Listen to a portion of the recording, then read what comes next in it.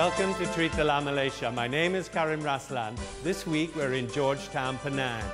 I'm here staying at the Keping Victoria, which is a boutique hotel in the heart of the Penang UNESCO Heritage Area. I first started visiting Penang 20 years ago as a young lawyer. I would be wearing my suit, taking the becha, going to the High Court, then dashing off immediately to go and have chendol and to whiz around the town in a becha in those days.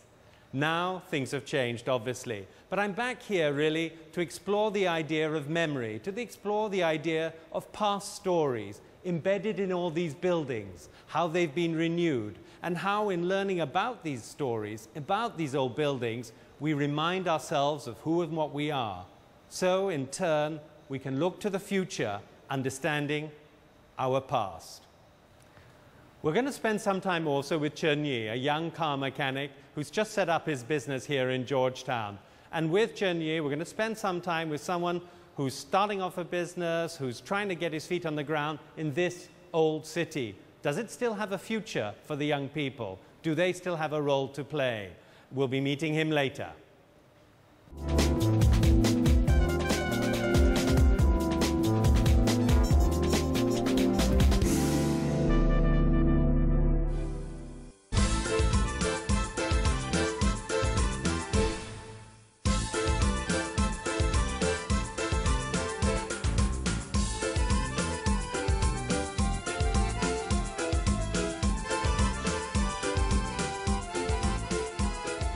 Penang is a place I visited a great deal over the past 25 years, both for work and for play.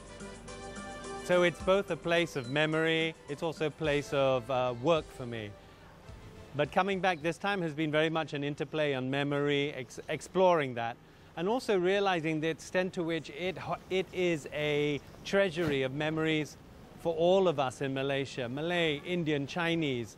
So much of our antecedents and formative cultural, political influences have kind of come and made their way through Penang. It's a very important city in that respect.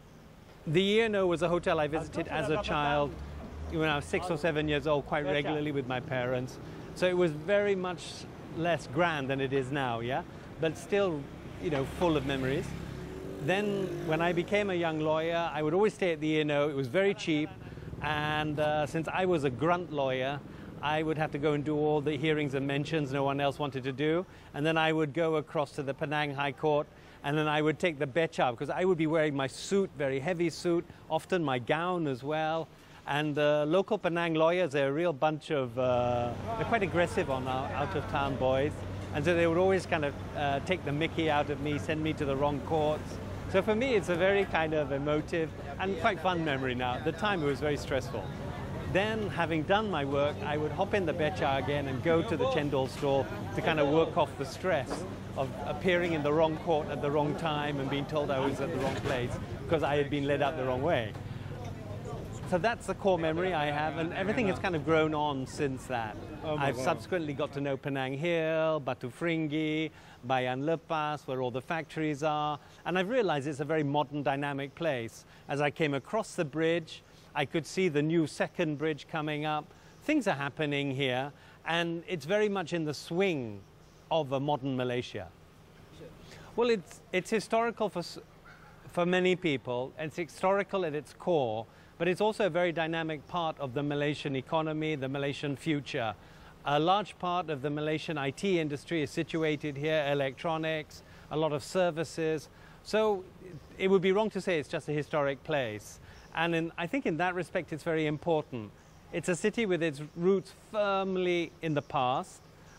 And I've always believed that places which understand where they come from and people who understand where they come from have a better sense who they are and a better sense of what they want to be. So in that respect, I feel Penang is very well rooted, very well situated for the now and also for the future.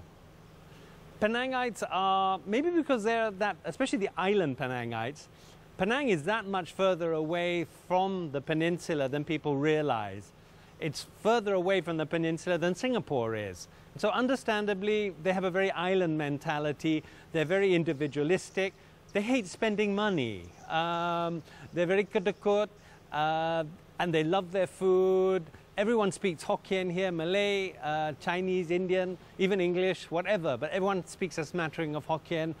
They have a strong sense of place, a strong sense of purpose. And I think that's what makes a community like Penang so strong, so resilient, and also able to go forward into the future. Because Penangites of all races, all religions, they may disagree on politics, but when it comes to being a Penangite, they all agree. It's important, and this is why it's important. And I think that's what's taken place over the past few years. It's a greater sense of identity. And it's an important sense of identity, and it still can work within the greater Malaysian narrative. It's a Malaysian story which is firmly rooted in the past with a strong sense of where it's going, and is a strong sense of geographical particularity.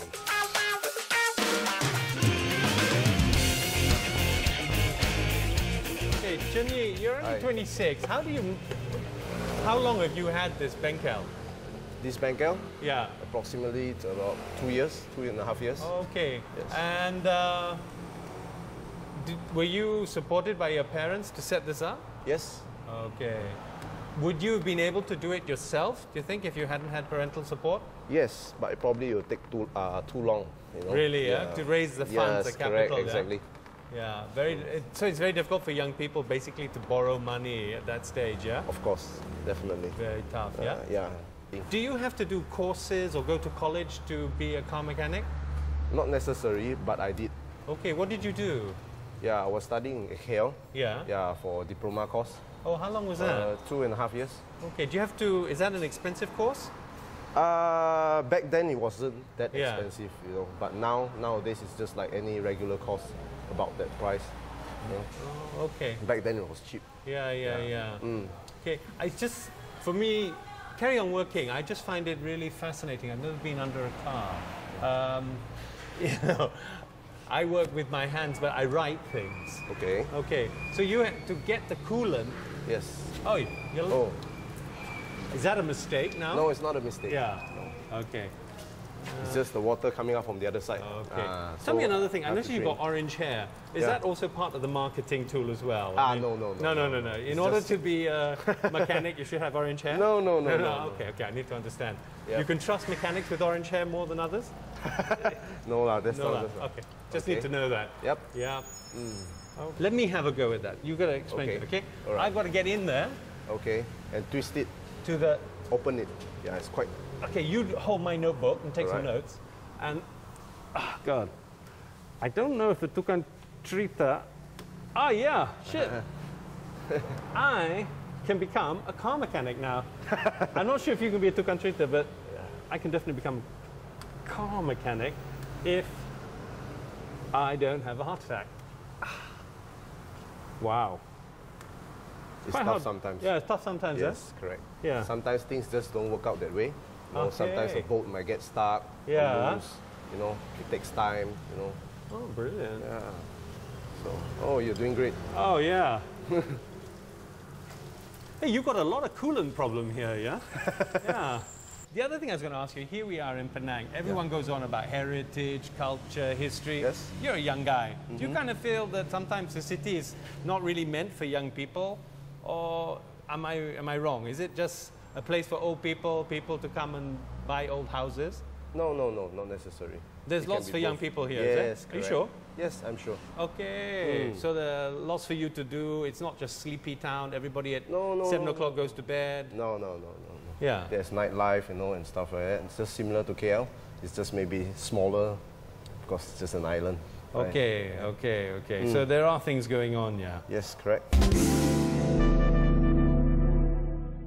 Remember you telling me that when you were in, I think it was when you were in KL, you used to kind of participate in kind of drag racing and road racing, yeah? Yes, correct. So tell me about that. What's the attraction? I mean, it's illegal, yeah. Yeah, no. Part of it is because it's illegal. Yeah. That makes the rush. It's kind of like life's a bit boring. You want to do something that's exciting. Exactly. This is when you were a teenager, was it? Yes, correct. When I was studying back then. Yeah. Why? You know, what is it that makes you want to kind of risk your life, stuff like that? I don't know. Some probably it's the adrenaline rush. Yeah. You know, you feel like you are just being you. Yeah, you know, yeah, you just yeah. want to do it. Yeah, you know, yeah, something yeah. like that. Yeah. It's so exciting, yeah. Yes, it's very exciting. You know, you can feel your heart pumping. You know, so Yeah. quick that you see everything slow down. You know. What stopped you racing? Gosh, I think. Yeah. What Yeah. stopped me? Yeah. What Yeah. happened? It's because my best friend passed away. Oh, really? Yeah. A couple of years back. And because of racing. Yes, because of racing. And what did you feel then? I feel like scared. Yeah. Yeah, and heartbroken at the same time. You know that my friend passed away because of racing. Yeah. You know, he woke me up Yeah. in a way. So I told myself, I think I had enough.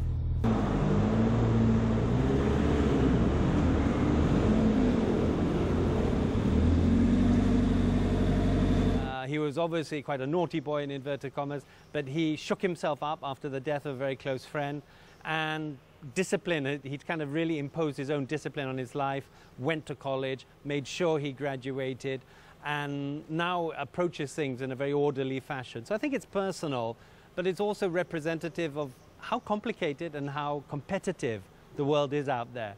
Whatever you want to do, you've got to be out there kind of putting yourself around, telling people, hey, I'm in the business to service, to do this, to do that. And he's, in many respects, a young, modern Malaysian, starting out on his life, using whatever he has to get his little business going. And I respect him for that. And it's nothing particular to Penang or even to Malaysia. It's young people. But it's also a young people living in a country which is, to be frank, still vibrant, still economically dynamic, and holding out hope. The younger generation here in Malaysia still feel that their lives will be better. I don't think if you were to ask younger generation of Spain or France or Italy that they could say the same. And we had better enjoy and relish that, because when that's gone, it will be gone forever. That sense of the hope for the future.